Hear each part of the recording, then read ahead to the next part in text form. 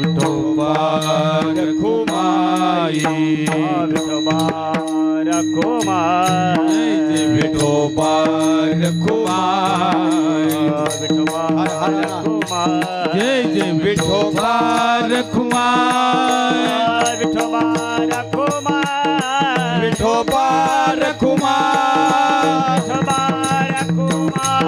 विठोबा रखुमाई विठोबा रखुमाई विठोबा रखुमाई जय जय विठोबा रखुमाई जय जय विठोबा रखुमाई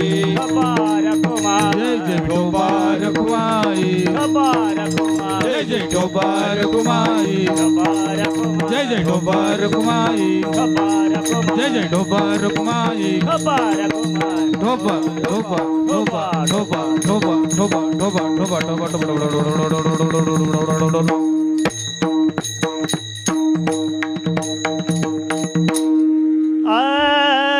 अशी कळवळाची लेकुराचे हित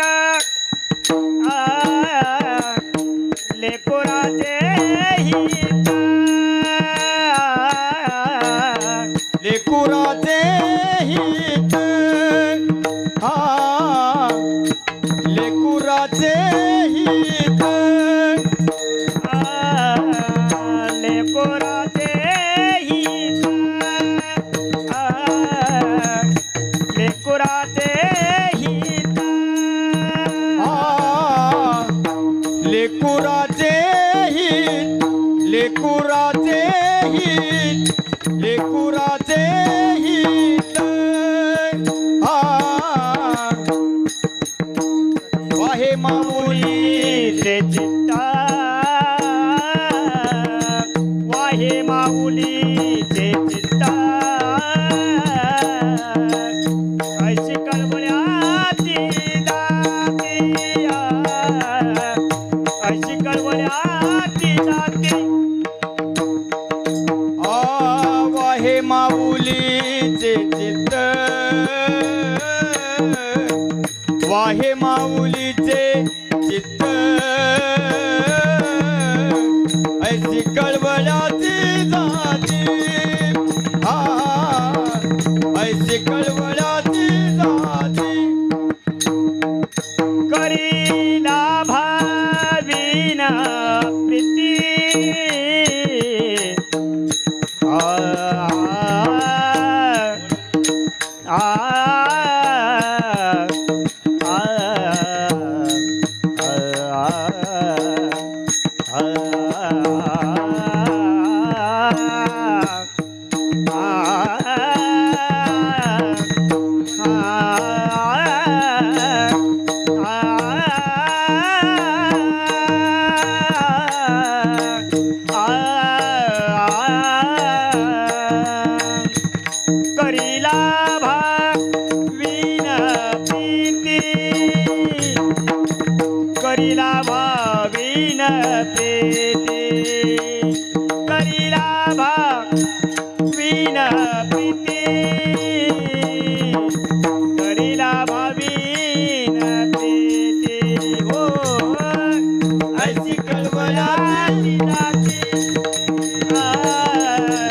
ऐशी कळवळा ऐशी कळवळाची दाती ऐशी कळवळाची दाती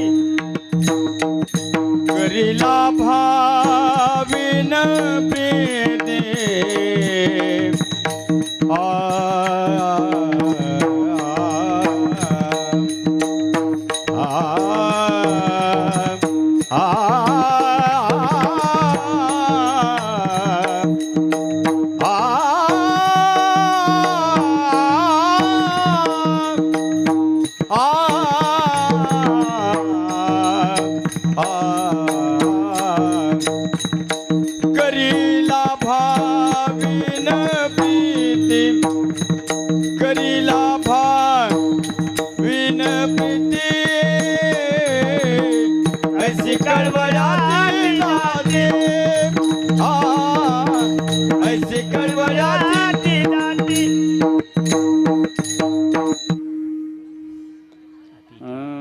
लेकुराचे हित जोरात ओढायचं पाहता वाहे माऊलीचे चित्त 80 कळवळ्याची जाती करीला भावीन प्रीती पोटी भार वाहे त्याचे सर्वस्व ही साहे 80 कळवळ्याची जाती करीला भावीन प्रीती तुखा म्हणे माझे तुखा म्हणे माझे तुम्हा संतावरी ओझे 80 कळवळ्याची जाती करीला भावीन प्रीती महायोग पीठे तटे भीमरत्यम वरम पुंडरीकाय धातुं मुनींद्र समागत्य तिष्ठन्त मानंद कंदम परब्रह्मलिंगम भजे पांडुरंग पांडुरंगा करू प्रथम नमन पांडुरंगा करू प्रथम नमन पांडुरंगा करो प्रथमा नमन पांडुरंगा करो प्रथमा हो पांडुरंगा करू प्रथम नमन पांडुरंगा करू प्रथम नमन पांडुरंगा करो प्रथमा नमन पांडुरंगा करो प्रथमा नमन हो दुसरे चरण संताची संताची त्यांच्या कृपादाने कथेचा विस्तारो त्यांच्या कृपादाने कथेचा विस्तारो दुसरे चरण संततिया संततिया त्यांच्या कपादाने कथेचा विस्तारो दाने कथेचा विस्तारो ओ पांडुरंग करू प्रथम नमन दुसरे चरण संताचिया दुसरे चरण संताचिया पांडुरंग करू प्रथम नमन दुसरे चरण संताचिया दुसरे चरण संताचिया पांडुरंगा करू प्रथम नमन दुसरे चरण संतांचिया त्यांच्या कृपादाने कथेचा विस्तारो बाबाजी सद्गुरु दास तुका ओम ब्रह्मानंदम परम सुखदम केवलम ज्ञानमूर्ती द्वंद्वातीतं गगन सदृश्यम तत्वमस्यादि लक्षणम एकम नित्यम विमलमचलम सर्वादिसाक्ष्यभूतम भावातीतं सर्व त्रिगुणरहितं सद्गुरु तव नमामि जयांचे केले स्मरण होय सखळ विद्येंचे अधिकरण तेची वंदू श्रीचरण श्रीगुरूंचे ते नमस्कारून आता माझ्या भावा अंतराय नको देवा आले भागा ते करीतो तुझे नाम उच्चारितो आता हृदय आपुले चौपाळुनी भले वरी बैसवी पाऊले श्री गुरूंची आता ओम नमो ज्ञानेश्वरा करुणा करा दयाळा तुमचा अनुग्रह लादलो पावन झालो चराचरी धन्य प्रताप प्रताप पायाचा माझ्या सद्गुरु रायाचा माझ्या श्री गुरु रायाचा माझ्या श्री गुरु रायाचा धन्य प्रताप बायाचा माझ्या श्री गुरु रायाचा माझ्या श्री गुरु रायाचा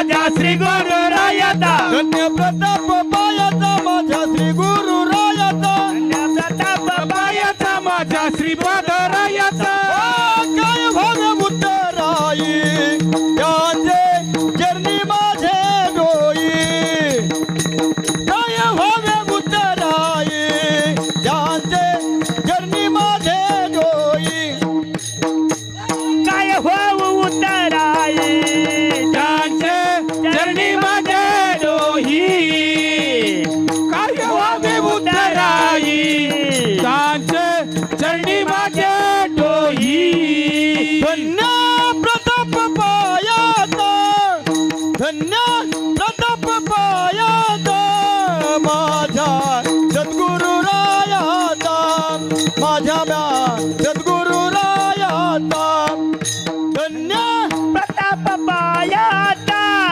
धन्य प्रताप बायाचा माझ्या सद्गुरु रायाचा माझ्या सद्गुरु रायाचा धन्य प्रताप पायाचा माझ्या श्रीपाद रायाचा किंवा सद्गुरु रायाचा काय व्हावे उथराई त्यांचे चरणी माझे डोई लेकुराचे हित वाहे माऊलीचे चित्त ऐशी कळवळ्याची जाती करी लाभावी न प्रीती प्रस्तुत प्राप्त प्रसंगी प्राप्त स्थळी कीर्तन रूपी सेवेसाठी उच्छरला भंग देहूचे महान भगवत भक्त जगतमान्य देशमान्य वैराग्याचे महामेरू जगद्गुरु तुकोबराय यांचा 4 चरणांचा आणि आईचं महत्व सांगणारा अभंग आहे विठ्ठल विठ्ठल. अभंगावर काही बोलण्यापूर्वी महिलांना विनंती बोलायचं नाही कारण सांगतो. बोलू नका इकडे बघा सगळे बोलू नका कारण सांगतो. कथे माझी जी करीती बडबड प्रमाणे बेडूक म्हणून जन्माला येई. तुम्ही पुण्य करायला जाचाल पाप घडल बेडकाच्या जन्माला जाचाल. माझं काय जायचं नाही. बाया बोलल्या तर सोन्या बिडकी होईल आणि गडी बोललं तर सोन्या बिडूक होईल. विठ्ठल विठ्ठल. अभंगावर काही बोलण्यापूर्वी अल्पसा परिहार तो असा आज या ठिकाणी माणी वस्ती जेऊर या ठिकाणी सुनीता कैलास माने यांच्या प्रथम वर्षश्राद्धानिमित्त आपण सर्वजण या ठिकाणी एकत्र आलेलो आहोत आणि वर्षश्राद्ध आज या ठिकाणी नव्हे हा एकुट्याचा खेळ म्हणून जमविला मेळ म्हणून आज या ठिकाणी शिलगाव भजनी मंडळ आमचे हरिभक्तपरायण कुंभार महाराज आहेत, हरिभक्तपरायण जाधव महाराज, हरिभक्तपरायण नागा महाराज, आमचे आवर्जून उपस्थित असलेले आमचे पकवाजे बेरे महाराज, अतुल महाराज बेरे, अजय महाराज पाटील, अर्जुन महाराज दगडे पाटील आणि आमचे बेनकरी वाघमारे भाऊ, त्यानंतर पकवाजवादक गणेश महाराज पवार. बऱ्याच दिवसानंतर त्यांची भेट झाली बरं का आपली. कारण आम्ही हुड काय केली होती लपून बसतोय उसात. विठ्ठल विठ्ठल. हो आणि आज या ठिकाणी हार्मोनियम वादक बापू महाराज पोळ गुरुजी आणि ज्यांनी माझा आवाज तुमच्यापर्यंत पोहोचवला असे आमचे राजाभाऊ जाधव महाराज, दादा महाराज जाधव कुर्टीकर, कुर्टी साऊंड सर्व्हिस आणि सावडी. आणि यानंतर आपल्यासमोर जे महाराष्ट्रामध्ये माझं कीर्तन सगळ्यांना दाखवतात असे आमचे सूर्यकांत महाराज केकान शूटिंगवाले सर्वांचं या ठिकाणी आभार मानतो आणि कार्यक्रमाला सुरुवात. विठ्ठल पहिलं ज्या निमित्ताने या ठिकाणी आपण कीर्तन आहे त्या निमित्ताचं थोडं आपण आठवण करूया. आज वृश्य श्राद्ध म्हणजे काय? कारण पाठीमागून आलंय आपण पुढं करीत चाललो. 1 वर्ष झाल्यानंतर श्राद्ध करतात, पण का करतात? हा जीव ज्या वेळेस आपल्या कुडीतून निघल्या जातो त्याला आपण मरण म्हणतो. आपण काय म्हणतो? मरण. मरण म्हणायला सुद्धा आपण येतो. आमका माणूस गेला म्हणतो. का मियाला म्हणतो? कारण मरण म्हणायला एवढं भेटतोय, मग मरणाला किती भेट असेल आपण. मग मरण याला मृत्यू लोक म्हणतात. हे जे आहे याला मृत्यू लोक म्हणतात, कारण या ठिकाणी माणसे मरतात म्हणून ह्याला मृत्यू लोक म्हणतात. मग या ठिकाणी आपल्या कुडीतून जीवात्मा काढला जातो आणि जीवात्मा काढल्यानंतर तो जीव जमिनीवर पडतो महाराज. आणि मग एकदा का ह्यातून वारा निघून गेला, यातून राम निघून गेला की नुसता पोकट पसारा या ठिकाणी खाली पडतो आपला. म्हणून जीव गेल्यानंतर हा जीव डायरेक्ट स्वर्गाला नेला जातो. बघा 1.5-2 तास जायला लागतात एक्सप्रेस गाडीने. कुठं? स्वर्गामध्ये. 1.5-2 तास जायला, 1.5-2 तास यायला. किती दिवस झाले? 3.5 तास झाले महाराज. 3.5 तास होईपर्यंत हे प्रेत जाळायचं नसतंय. ज्यांना माहिती नाही त्यांना सांगतो. 3.5 तासानंतर ह्या प्रेताचा विधी करायचा असतो. मग हा जीव परत आणला जातो. परत आणल्यानंतर आपला विधी सुरू झाला. कारण किती मोठा श्रीमंत माणूस असला तर त्याचा विधी केल्याशिवाय पर्याय नाही. आणि तो विधी करण्यासाठी किती मोठा बंगला बांधा, किती गाया घ्या, किती पैसे कमवा, पण काही उपयोग नाही. परत हा जीव गेल्यानंतर ही कुडी पोर्चे मध्ये आणून बसवले जाते महाराज. का देव घरात बसवते? बाहेर आणतात. बाहेर आणल्यानंतर झाला प्रेत रूप शरीराचा भाव, झाला प्रेत रूप शरीराचा भाव, लक्ष्येला ठाव स्मशाने जात हो, लक्ष्येला ठाव स्मशाने जात. झाला प्रेत रूप भाव, झाला प्रेत रूप शरीराचा भाव, लक्ष्येला ठाव स्मशाने जात हो, लक्ष्येला ठाव स्मशाने झाला प्रेत रूप शरीराचा भाव, लक्ष्येला ठाव मशानीचा. रडती रात्रंदिवस काम क्रोध माया, मनती हाय हाय यमधर्मा. मग प्रेत रूप शरीराचा भाव झाला म्हणजे प्रेत रूप. आता तो विषय आध्यात्मिक आहे महाराज, तो वेगळा विषय आहे. प्रेत रूप शरीराचा भाव म्हणजे समाधी अवस्थेमध्ये आपल्याला त्या ठिकाणी जावं लागतं. जिवंतपणी शरीराचा प्रेत रूप भाव करता येतो. तसं शरीर पडलं, घरातून बाहेर आणतात, पोर्चेमध्ये बसवतात आणि मग कडनी सगळे जण रडतात महाराज. रडायला सुरुवात होते. सगळे रडतात. कुणाचा भाऊ गेलेला असतो, कुणाची बहीण गेलेली असते, कोणाची आई गेलेली असते, कोणाची आत्या गेलेली असते. प्रत्येक आपलं नात्याचं गुण आठवतात आणि रडत असतात. तेवढ्यामध्ये लांबचे पाहुणे येतात आणि पाहुणे परिस्थिती पाहतात आणि पाहुणे काय म्हणतात, किती वेळ ठेवायचं? काढा काढा म्हणती आता भूमी झाला भार, काढा काढा म्हणती आता भूमी झाला भार, काढा काढा म्हणती आता झाला भूमी भार, काढा काढा म्हणती आता भूमी झाला भार. स्वजाना स्वगोत्रायाचा करती विचार,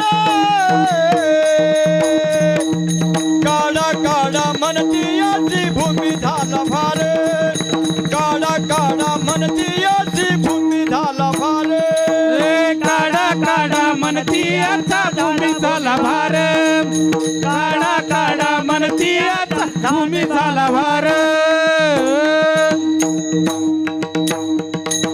महाराज म्हणतात काढा काढा म्हणती याचा भूमी जमिनीला भार झाला म्हणते. त्याचा आता जाऊ द्या.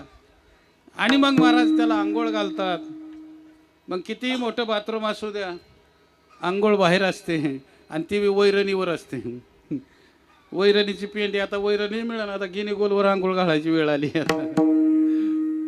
आणि मग ती बाहेर अंगणामध्ये आंघोळ घातल्या जाते आणि मग ताठी बांधल्या जाते महाराज. त्या ताटीवरती प्रेत झोपवतात, 4 जणांच्या खांद्यावर देतात आणि पुढं एक घट घेऊन एक पान्हाडे असतो महाराज. आणि मग हा जीव त्या ताठीच्या बांबूमध्ये बसतो महाराज. बांबूमध्ये बसल्यानंतर तो जीव मशानापर्यंत येतो. तुम्ही म्हणसान बांबूमध्ये का बसतो? आता वेळ कमी सांगायला, भागवतामध्ये त्याची कथा आली. 7 बांबूच्या 7 गाठी म्हणजे भागवताचा 1 अध्याय झाल्यानंतर 1 गाठ फुटते. अशा 7 गाठी फुटतात आणि मग 7 गाठी फुटल्यानंतर त्या पिशाच येवणीमध्ये गेलेल्या जीवाला मोक्ष प्राप्त होतो. म्हणून बंधनापासून उखळल्या गाठी देता आली मिठी सावकाश, देता आली मिठी सावकाश, घेता आली मिठी सावकाश, घेता आली मिठी सावकाश. बंधनापासून उखळल्या गाठी, बंधनापासून उखळल्या गाठी, बंधनापासून उखळल्या गाठी, बंधनापासून उखळल्या गाठी. देताली मिठी सावकाश, देताली मिठी सावकाश, घेता आली मिठी सावकाश, घेता आली मिठी सावकाश. म्हणून पिशाच येवणीमध्ये गेलेला जीव भागवत कथा केल्यानंतर त्याला मोक्ष प्राप्त होतो आणि मग त्या बांबूच्या गाठीमध्ये हा जीव बसतो. मशानामध्ये नेतात.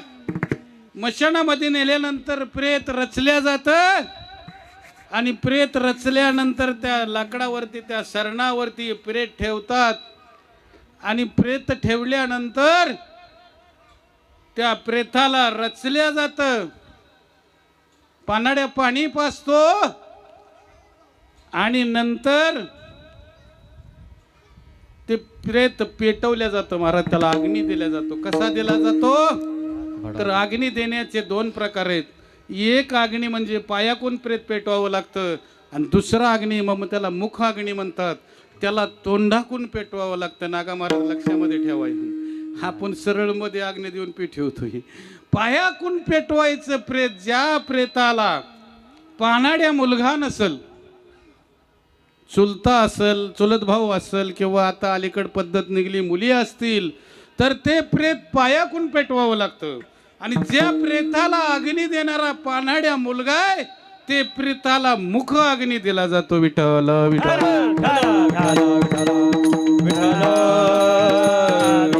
प्रेत पेटवल्यानंतर मग त्या ठिकाणी त्या पानेड्याच्या खांद्यावर घट दिला जातो. घट महाराज. आणि त्या घटाला सोयऱ्याने एक दगड दिला जातो त्याच्या हातामध्ये आणि त्या दगडामध्ये ते प्रेत पेटवल्यानंतर ज्या वेळेस ते ताठी अग्नीमध्ये टाकल्या जाते त्यावेळेस तो जीव त्या बांबूतून निघतो आणि त्या पानाड्याच्या त्या सोयऱ्याच्या हातातल्या दगडामध्ये येऊन फिरविला घाट फोडीला चरणी, फिरविला घाट फोडीला चरणी, फिरविला घाट फोडीला चरणी, फिरविला घाट फोडीला चरणी. महावाक्य ध्वनी बॉम्ब झाली, महावाक्य ध्वनी बॉम्ब झाली, फिरविला घाट फोडीला चरणी, फिरविला घाट फोडीला चरणी, फिरविला घाट फोडीला चरणी, फिरविला घाट फोडीला चरणी. आणि मग ते सोयरा त्या ठिकाणी त्या घट म्हणजे गाडगं ज्या पानाड्याच्या खांदा वाजतं त्याला त्या ठिकाणी बोळ पाळल्या जातं आणि मग ते पानाड्या पाणी पाजतो. फिरविला घट फोडीला चरणी. आणि मग माडगं मागं टाकायचं आणि बोंबलायचं. का बोंबलायचं? प्रत्येक लय जणाला विचारलं, भाऊ का बोंबलायचं? गाडगं मागं टाकलं असं करतो ना आपण. का बोंबलतो? तुकोबराय म्हणतात महावाक्य दोन्ही बोंब झाली, आला तसा वाया गेला म्हणून बोंबलायचं. भगवंताचं चिंतन केलं नाही, पवित्र तुळशीची माळ गळ्यामध्ये घातले नाही, आणि एवढं सगळं करून महावाक्य म्हणजे भगवान परमात्म्याच्या मुखातलं नाम म्हणजे वेदांत वाक्य घेतलं नाही म्हणून बोंबलायचं. विठाल विठाल आणि मग तो जीव महाराज त्या प्राणामध्ये बसतो. तो घरी येतो. घरी आल्यानंतर 3 दिवस उंबऱ्यावर बसतो. 3 दिवसानंतर आपण सावडण्याचा विधी करतो. सावडण्याचा विधी झाल्यानंतर तो जीव 7 दिवस पाहुण्या रावळ्यांच्या घरी फिरतो महाराज. पावऱ्या मग त्यांनी म्हणायचं, बाबा माझ्या स्वप्नात आलते, आई माझ्या स्वप्नात आली होती. असा तो जीव फिरत फिरत 10व्या दिवशी घरी येतो. 10व्या दिवशी 10 दिवस झाल्यानंतर त्या ठिकाणी 10व्याचा विधी केला जातो. त्या ठिकाणी पिंड पाडल्या जातो. आणि मग पहिल्या दिवशी 1 पिंड, दुसऱ्या दिवशी 1 पिंड, 7 दिवस 7 पिंड, 10 दिवस 10 पिंड, 11, 12 आणि 13 पिंड पाडले जातात महाराज. आपण फक्त 10व्यालाच पाडतो पिंड आणि सावडाच्या दिवशी पाडतो. आणि मग तो पिंड व्यवस्थित पाडण्यासाठी सुशील अशा प्रकारचा ब्राह्मण लागतो. ब्राह्मण पिंड पाडण्यामध्ये मंत्र मधण्यामध्ये मंत्र जरी चळे देहाची होय वेडे, मंत्र जरी चळला तरी पिंडदानाचा दोष लागतो. आणि बामण चांगला असून सुद्धा आपण जर पिंड पाडायला चुकलो तर पिंडदानाचा दोष लागतो. आणि हा दोष काढण्यासाठी आपल्याला गयेला जावं लागतं. गयेमध्ये तुका म्हणे माझे भार उतरले ओझे, त्या ठिकाणी गेल्यानंतर मग त्या ठिकाणी गयेमध्ये हा पिंडदानाचा दोष निघतो. अशा प्रकारे आणि मग तो 10वा झाला, 13वा झाला की देवाचा हा प्रवास मृत्यूलोकातून स्वर्गलोकामध्ये चालू होत असतो.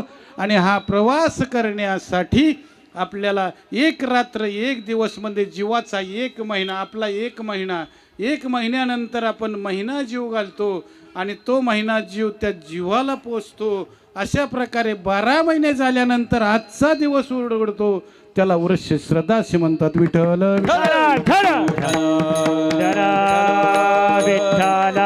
विठ्ठल 12 महिने जीव गेल्यानंतर 12व्या महिने जीव जिथून आला होता तिथं पोचतो. आपण गावाला गेलो, 8 दिवस मुलीकडे राहिलो, मुलाकडे राहिलो, पण समाधान नाही. ज्यावेळेस आपण घरी येईल ना त्यावेळेस आपल्याला समाधान वाटतं. तसा जीव आला होता कुठनं? दुरून मी आलो गा, दुःख झाले दारुण, आलो गा, दुःख झाले दारुण. हो या वया येथवरी हॅलो होते हेची कारण, यावया यथावरी होते हे ते कारण. दुर्लभ भेटी तुम्हा पायी झाले दर्शन, दुर्लभ भेटी तुम्हा पायी झाले दर्शन. विनवित तुका संता दोन्ही कर जोडून, विनवित तुका जनता पतिपणे जोडून. हो दान करा जाते पंढरपुरा, न्यामज तेथवरी दाखवा दिनाचा सोयरा. जाते हो दान करा जाते नवरी, न्यामज तेथवरी अखंड सोयरा. दुरून आलो देवा. कुठून आलो? दुरून आलो. दुःख झाले दारुण.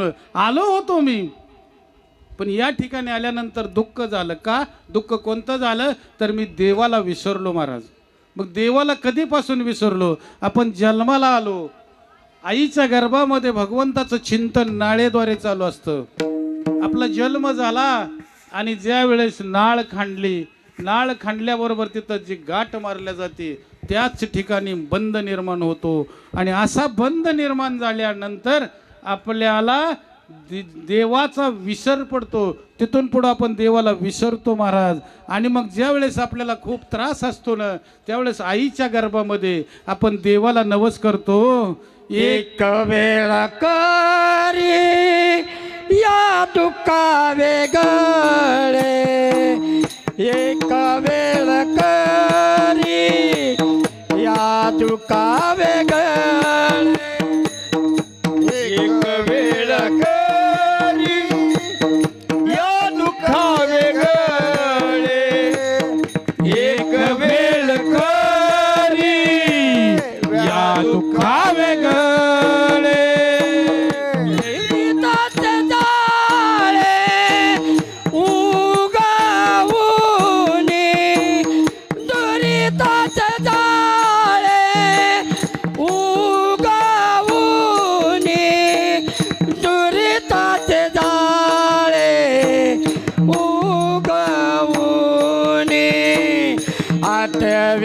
पाय माझा नवस आठवीन पाय माझा नवस आठवीन पाय माझा नवस आठवीन पाय माझा नवस आठवीन पाय आठवीन पाय आठवीन पाय आठवीन पाय माझा नवस. आणि मग त्या ठिकाणी जीवाला नवस करतो. जीव आईच्या गर्भामध्ये नवस करतो महाराज. आणि जन्माला आल्यानंतर कवा कवा सुरुवात करतो. तिथून पुढे आपल्याला बाधा लागते. कारण आपल्याला देवाने हा देवे दिला देह भजना गोमटा. तो या झाला फाटा बाधिकेचा. भजनासाठी देह दिला, परंतु आपण हा या देहाचा वापर प्रपंचासाठी, म्हणजे तो या झाला फाटा बाधिकेचा. प्रपंचासाठी हा देह गेला. म्हणून दुरून आलो देवा. दुरून म्हणजे कुठून आलो तर जीव राहतो कुठं. आम्ही वैकुंठवासी. आम्ही वैकुंठवासी. आम्ही वैकुंठवासी. आम्ही वैकुंठवासी. आम्ही वैकुंठवासी. आलो याची कारणाशी. आलो याची कारणाशी. आलो याची कारणाशी. आलो याची कारणाशी. बोलिले ते ऋषी. बोलिले ते ऋषी. बोलेले जे ऋषी. बोलेले जे ऋषी. सात भावे वरदाया.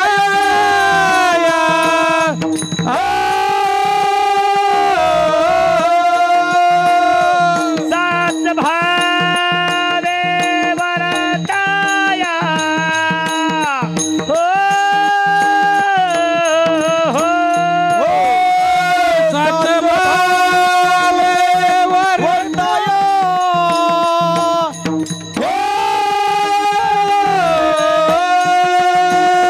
सात भावे वरदाया. हो हो हो झाडू संताचे मार्ग. झाडू संताचे मार्ग. झाडू संताचे मार्ग. आडराणी भरले जग. झाडू संताचे मार्ग. आडराणी भरले जग. झाडू संताचे मार्ग. आडराणी भरले जग.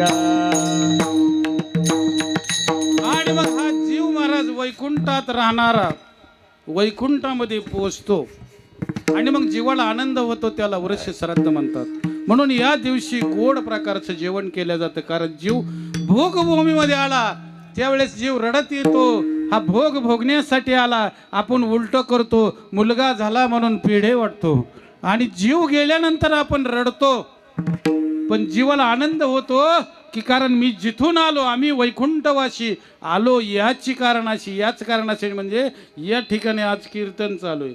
देवाचं भजन चालू आहे. हे करण्यासाठी मी मृत्यूलोकामध्ये आलो होतो. परंतु मला दुःख दुरून आलो देवा. दुःख झाले दारुण. मी भगवंताचं चिंतन केलं नाही. मला या ठिकाणी दुःख झालं. अशा प्रकारे जीव स्वर्गात पोचतो.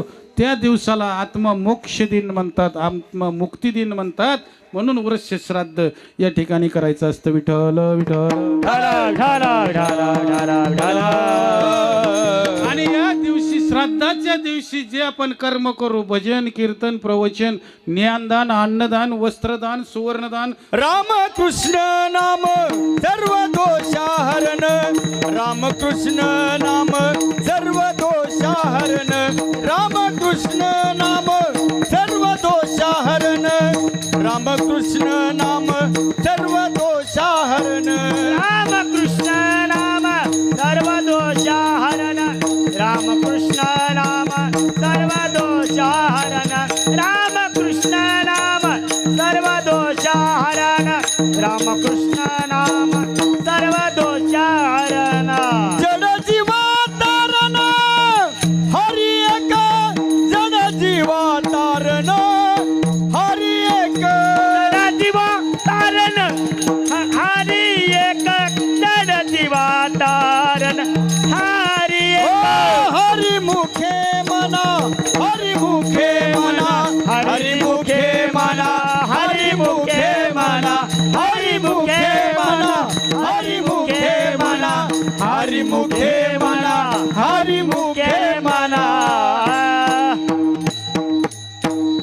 म्हणून रामकृष्ण नामे एक जीवा तारण सर्व दोष हर. सर्व दोष हरण. या ठिकाणी ज्या दिवशी जीव स्वर्गामध्ये पोहोचतो, ज्या दिवशी जीव कुडीतून काढला जातो, ती वेळ ती घटिका म्हणजे त्या जीवासाठी सुट्टी राहते.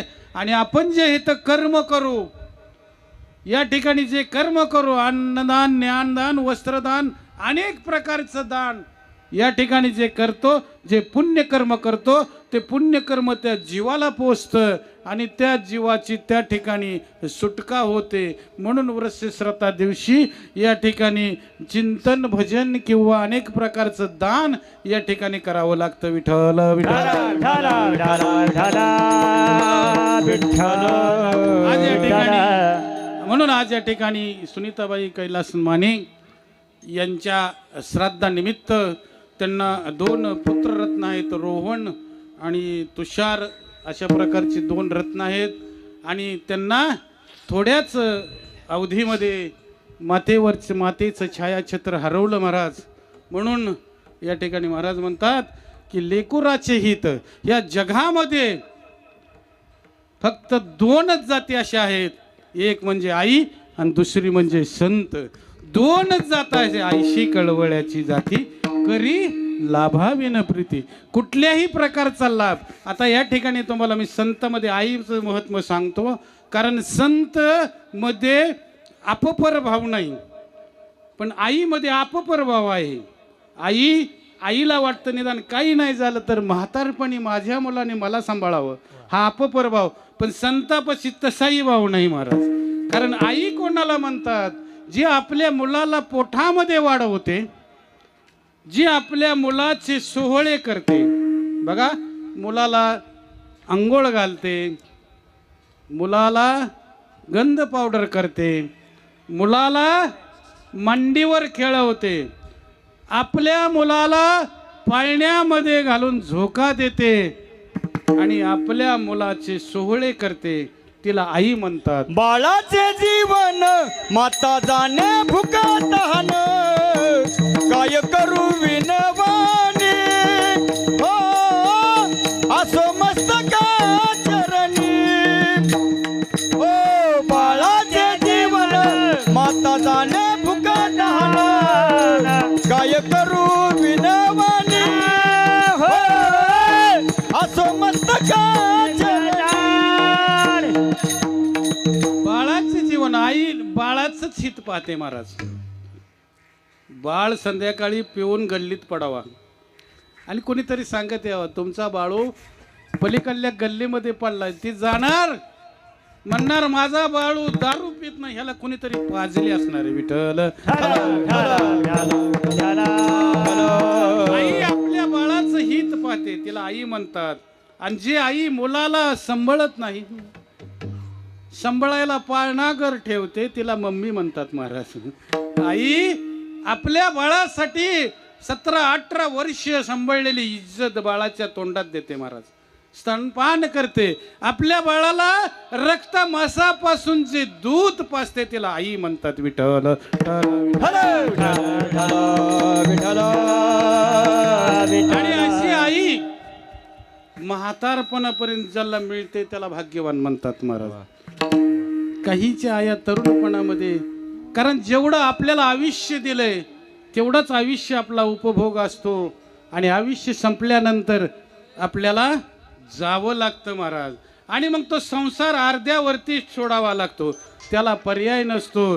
कारण जेवढं आपल्याला आयुष्य आहे त्याच आयुष्यामध्ये आपल्याला राहता येतं. आयुष्य संपल्यानंतर आपल्याला जावं लागतं. जन्मला हा देह पोशिला सुखाचा, जन्मला हा देह पोशिला सुखाचा, जन्मला हा देह पोशिला सुखाचा, जन्मला हा देह पोशिला सुखाचा. काय भरवासा याचा हे, काय भरवासा याचा हे, एकल्याची यावे एक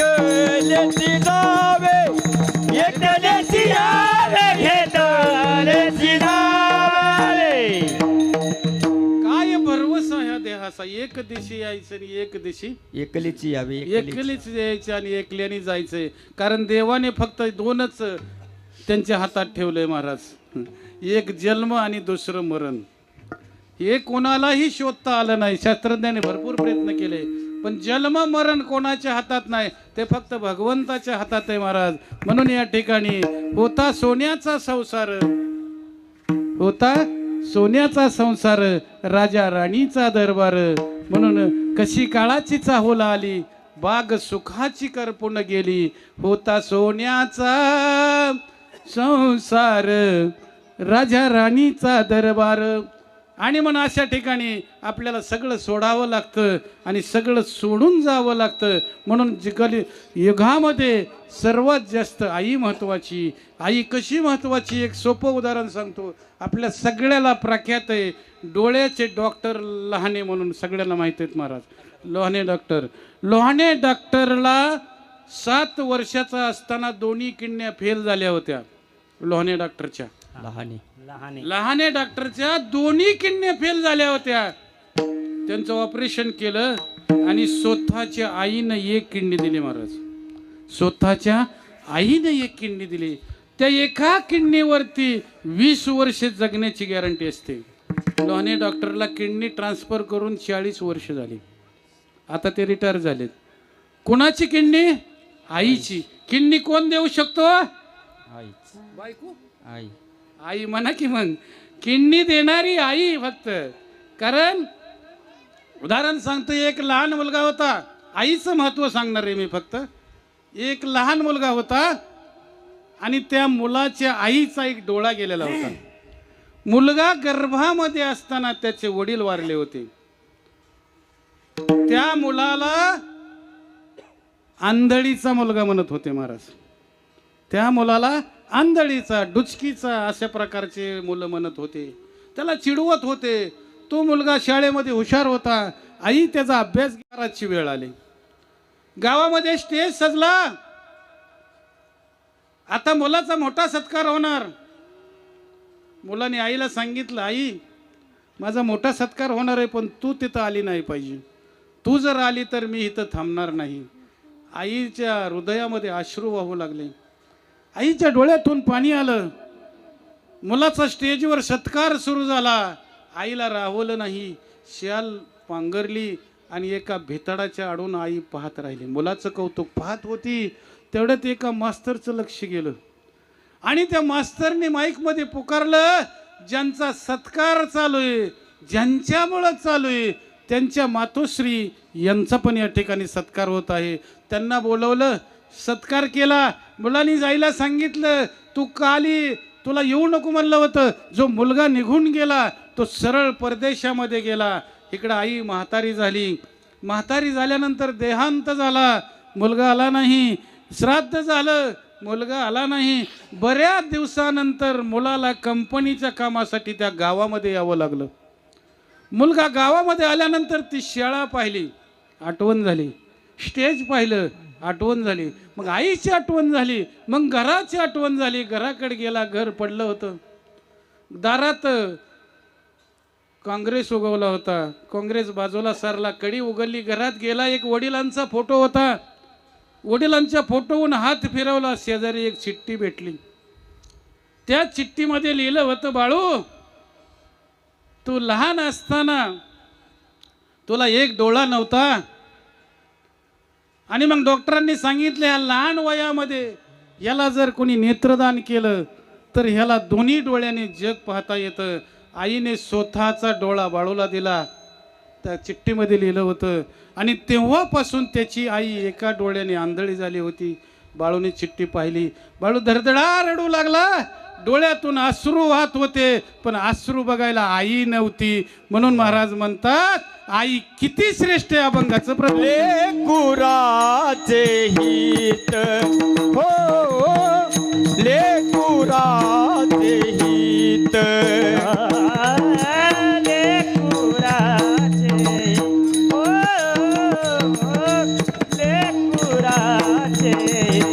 हित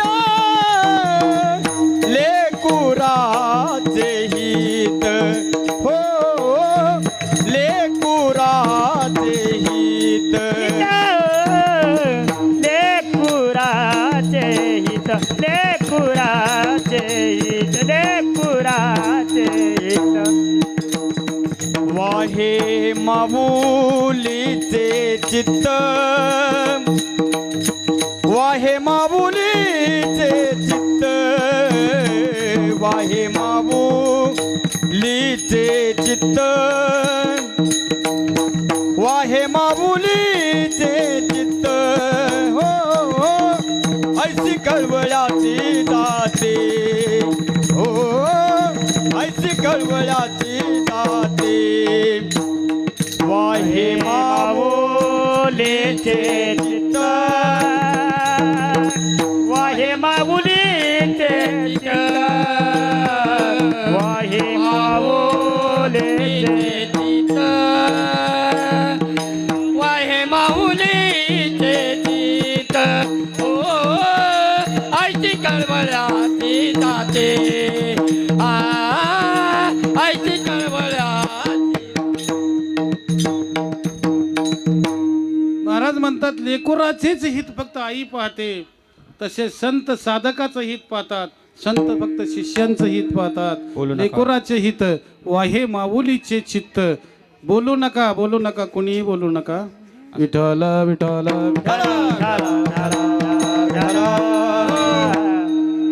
तुम्ही जर बोलला तर अजून 2 तास कीर्तन करणार मी.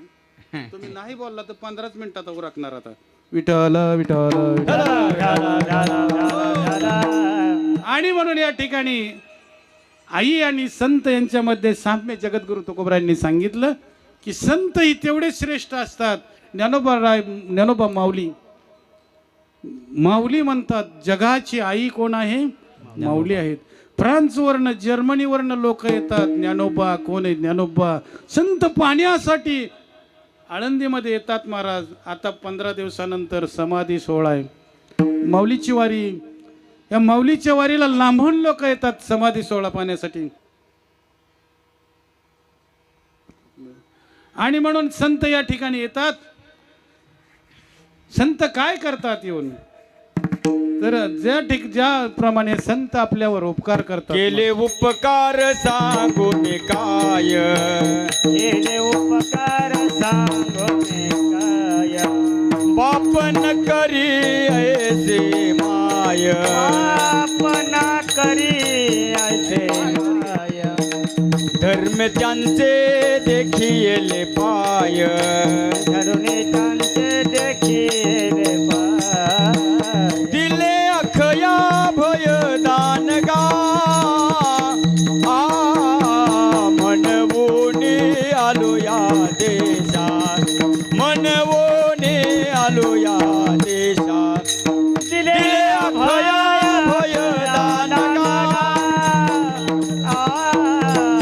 मनवोने आलो या देशात मनावणी आलो या देशात संत आपल्यावर उपकार करतात महाराज.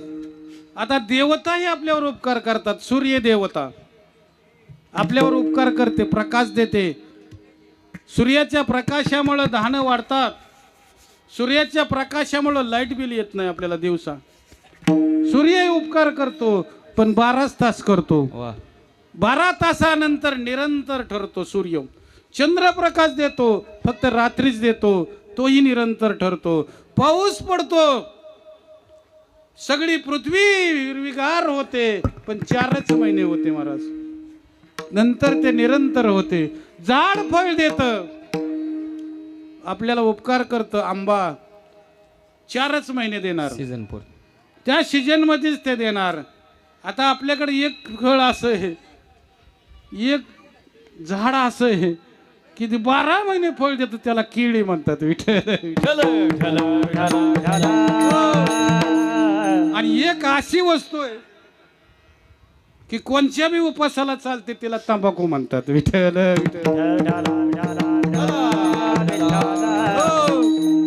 आणि म्हणून देवतांनी, सूर्य देवतांनी उपकार केला, निरंतर ठरला. चंद्र देवतेने उपकार केला, निरंतर ठरला. पाऊस पडला, निरंतर ठरला. झाडाने फळ दिलं, निरंतर ठरलं. गो मातेने दूध दिलं तेही निरंतर ठरलं. त्यात काही दिवसांनी ती गायी आटते तेही निरंतर ठरतं. पण संत जगामध्ये असेत मज निरंतर जागविती जागविती. संत काय करतात? निरंतर जागा. काय सांगू आता संतांचे उपकार, सांगू आता संतांचे उपकार, काय सांगू आता संतांचे उपकार, सांगू आता संतांचे उपकार. मज निरंतर जागविती, मज निरंतर जागविती, मज निरंतर जागविती. म्हणून संत काय सांगू संतांचे उपकार आहेत. आईचे उपकार आपल्या लहानाचा मोठा करते, आपल्या कुशीमध्ये वाढवते. हे आईचे उपकार आहेत. वळण लावते, दिला आकार जीवनाला. वेळ नाही म्हणायला आता ते. आई माझी मायेचा सागर, तिने दिला जीवना आकार. आईने जीवनाला आकार दिला. आईचे उपकार आहेत. संतांचे उपकार आहेत. निरंतर जागा ठेवतात आपल्याला. अहर्निशी भगवान परमात्म्याचं नाम आपल्याला घ्यायला शिकवतात. म्हणून संतांचा उपकार जगद्गुरु तुकोबरायांनी अभंगाच्या दुसऱ्या चरणात ऐशी कळवळ्याची दाती हो, ऐशी कळवळ्याची दाती हो ऐसी कळवळाची जाती, हो ऐसी कळवळाची जाती. ऐशी कळवळ्याची दाती, ऐशी कळवळ्याची दाती. ऐसी कळवळाची जाती, हो ऐसी कळवळाची जाती. करीला भाग विना प्रीती, करीला भाग विना प्रीती. ऐशी कळवळ्याची दाती हो, ऐशी कळवळ्याची दाती. करीला भाविन प्रीती, करीला भाविन प्रीती. ऐसी कळवळाची जाती, हो ऐसी कळवळाची जाती. ऐशी कळवळ्याची जाती, करी लाभाविन प्रीती. संत कुठल्याही लाभाची आशा करत नाहीत. मग आई त्याप्रमाणे मग सांगितलं आईच्या ठिकाणी अपपर भाव आहे, पण संतांच्या ठिकाणी अपपर भाव नाही. आईला वाटतं माझ्या मुलाने मला सांभाळावं, मला किमान पाणी पाजावा, नाही मला मोक्ष द्यावा. पण संतांजवळ तसं नाही. संत स्वतः मोक्ष साधकाला प्रदान करतात. विठ्ठल विठ्ठल. परंतु संत आपल्याला मोक्ष देतात, पण संतांना पोटामध्ये आपल्याला वागवता येत नाही. हे वैशिष्ट्य आहे महाराज. एक जणाने विचारलं, लई आईचं महत्व सांगता, मग आईच्या उपकारातून मला उतराई व्हायचे, आईच्या उपकारातून मला उतराई व्हायचे, उपाय सांगा. त्यावेळेस त्यांना मी म्हणलं, बाबा 1 किलोचा दगड घे. तुला आईने किती दिवस पोटामध्ये साठवलं? 9 महिने. तू 1 किलोचा दगड घे, पोटावर बांध आणि 9 दिवस वागव. त्याने 1 किलोचा दगड घेतला, पोटावर बांधला आणि फिरू लागला. त्याला चालता येईना, जेवता येईना, झोपता येईना, बसता येईना. ते परत माझ्याकडे आलं. महाराज म्हणला, ह्यानी मला जमणार नाही. मग तुला 1 किलोचा दगड 9 महिने नव्हे 9 तास वागवता येत नाही, तर तुझ्या आईने तुला 9 महिने पोटात वागवला. अभंगाचं 3रं चरण. पोटी भर वाहे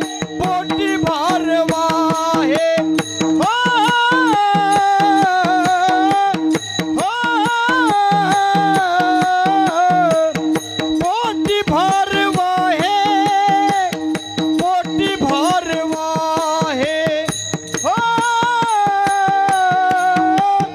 हो पोटी भारवा हे पोटी भारवा हे हो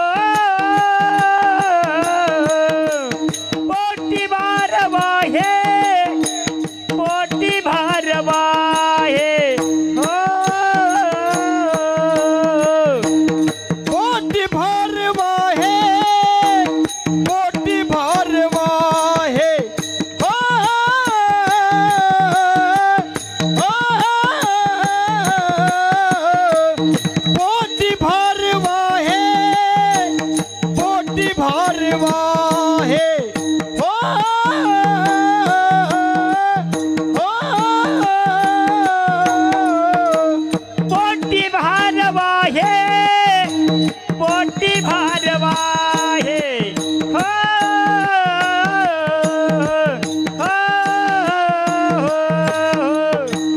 हो त्याचे सर्व स्वहिसा हे त्याचे सर्व स्वहिसा हे ऐसी कळव याची जाती हो, हो, ऐसी कळव याची जाती त्याचे सर्व स्वहिसा हे त्याचे सर्व स्वनिता हे ऐसी कळव याची जाती हो,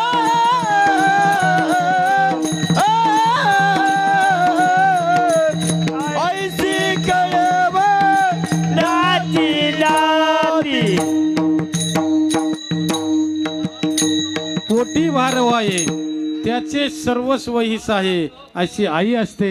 ऐशी कळवळ्याची जाती करी लाभावीन प्रीती विठोबा रकुमार. हरगाला हरगाला विठोबा रखुमाई विठोबा रखुमाई विठोबा रखुमार विठोबा रखुमाई विठोबा रखुमार विठोबा रखुमाई विठोबा रखुमा पुंढरी कबरद हरी विठ्ठल श्री ज्ञानदेव तुकाराम पंढरीनाथ भगवान की माऊली ज्ञानेश्वर भगवान की जगद्गुरु तुकाराम महाराज की जय. सच्चिदानंद श्रीपाद बाबा महाराज की. सच्चिदानंद रामदास बाबा की. श्री संत भगवान बाबा वामन भाऊ महाराज की. विठोबा विठोबा रकुमार. जय जय विठोबा रखुमाई विठोबा रखुमार लेकुराची त्याचे सर्वस्व हिस आहे. ऐशी कळवळ्याची जाती करी लाभावीन प्रीती तुका म्हणे माझे बार उथरले ओजे. तुम्हा संतावरी ऐशी तुका म्हणे माझे तुम्हा संतावरी ओजे. ऐशी कळवळ्याची जाती करी लाभावीन प्रीती. म्हणून जाता जाता आज या ठिकाणी माने परिवाराने आज या ठिकाणी आपल्या आईला मोक्ष प्राप्त व्हावा. सुनीताबाई यांना मोक्ष मिळेल. बोलू नका बोलू नका कोणी फक्त 10 मिनिटं कळ काढा. यांना मोक्ष प्राप्त व्हावा आणि त्यांचा पुनर्जन्म मनुष्य योनीमध्ये याच कुटुंबामध्ये व्हावा. यासाठी आपणाला तरुणपणामध्ये परमार्थ करावा लागतो. महाराज तुम्ही म्हणसान सगळं संपल्यानंतर परमार्थ करी नाही होत. कारण दातही गेले बातही गेली. आता तू तरना भाग्यवंत नटहारी कीर्तनात नटहारी कीर्तनात नटहारी कीर्तनात तरना भाग्यवंत नटे हरी कीर्तनात नटे हारी कीर्तनात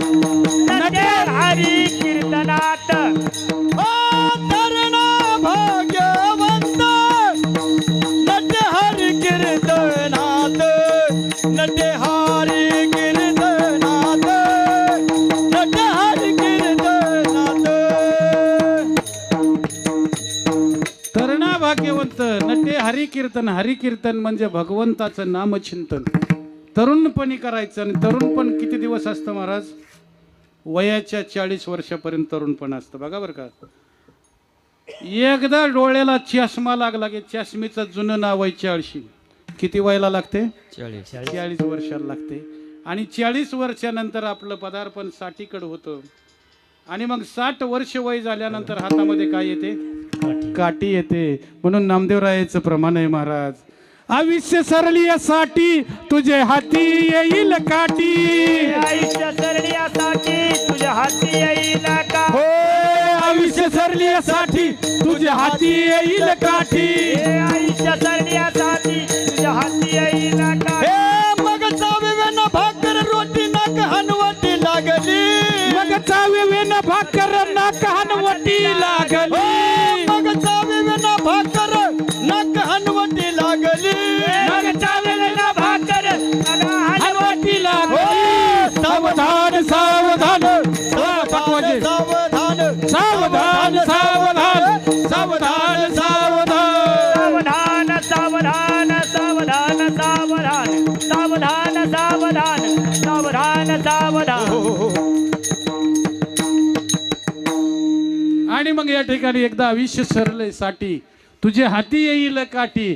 मग चावे वेना भाकर नाक हानवटी लागली. मग नाक हानवटीला टेकतं, भाकर चावत नाही, तोंडामध्ये दात राहत नाही.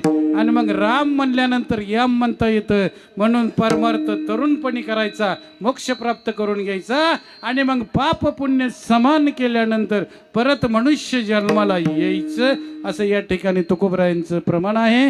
म्हणून या ठिकाणी तुकोबराय म्हणतात. आता आम्ही दिंडीमध्ये चालत असताना एक शेवटचा दृष्टांत सांगतो. दिंडीमध्ये आम्ही चालत होतो. चालता चालता एका वारकऱ्याने माझ्याजवळ पिशवी दिली. बरं का, चालता चालता एका वारकऱ्याने माझ्याजवळ पिशवी दिली. आपल्या दादा जाधवासारखं वारकरी होतं, सावडीचे दादा जाधवासारखं. आणि ती पिशवी माझ्याजवळ दिली. आता मी पिशवी घेतली, ती विधी करून आला आणि माझ्या संगत चालायला लागला. आम्ही म्हणलं, दादा ही तुमची पिशवी. ती म्हणलं, महाराज तुम्हा संतावरी ओझे ओझे, तुका म्हणे माझे तुम्हा संतावरी ओझे. मी ती पिशवी दादाजवळ दिली आणि महाग सरून दादाला एक कानपडीत लावली.